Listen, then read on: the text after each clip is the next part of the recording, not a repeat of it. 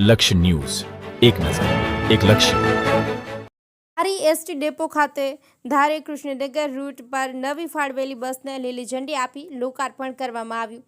આજરોજ ધારી ડેપો ખાતે મધ્યસ્થ કચેરી દ્વારા ધારી કૃષ્ણનગર રૂટમાં નવી બસ GJ18 ZT 1741 ફાળવવામાં આવતા બસનું લોકાર્પણ કાર્યક્રમ રખાયો હતો, જેમાં વિભાગીય નિયામક શ્રી અતુલ સોલંકીના માર્ગદર્શન હેઠળ ડેપો મેનેજર MM દાદુ દ્વારા નવીન બસનું લોકાર્પણ કાર્યક્રમ યોજવામાં આવ્યો હતો, જેમાં હાજર પદાધિકારીઓ તેમજ ડેપોના કર્મચારી દ્વારા શ્રીફળ વધેરીને લીલી ઝંડી આપવામાં આવી હતી.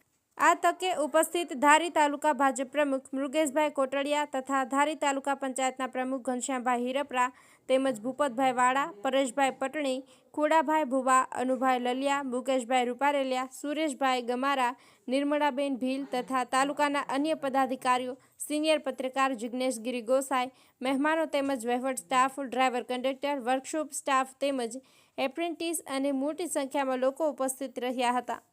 ટીનુભાઈ લલિયા, અમરેલી.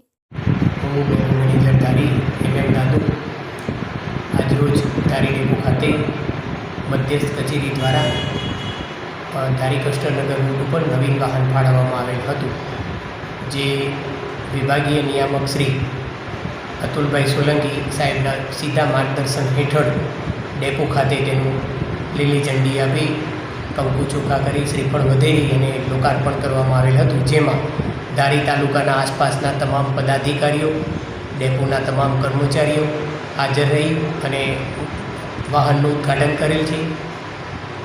તેમજ તમામ કર્મચારીઓ, પદાધિકારીઓ અને હાજર રહેલ બસ સ્ટેન્ડના તમામ મુસાફરોમાં આ બાબતે હર્ષની લાગણી અનુભવવામાં આવી હતી.